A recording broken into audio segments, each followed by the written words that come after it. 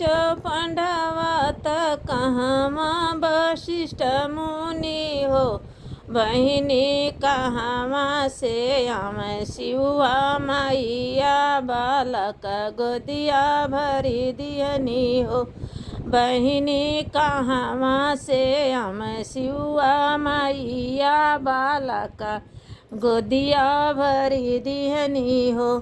पूर्व से हम पाँचों पांडवा त पछुआ वशिष्ठ मुनि हो।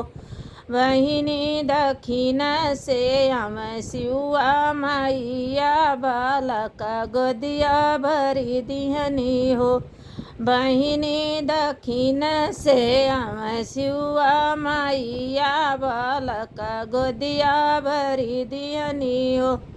कहवा बैठा हो पाँचों पांडवा त कहवा वशिष्ठ मुनि कहवा वशिष्ठ मुनि हो।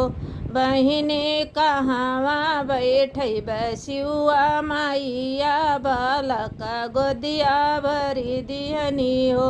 बहिनी कहवा बैठब शिवा मैया बालक गोदिया भरी दिहनी हो। दुअरे बैठब पाँचों पांडवा त आंगने वशिष्ठ मुनि आंगने वशिष्ठ मुनि हो।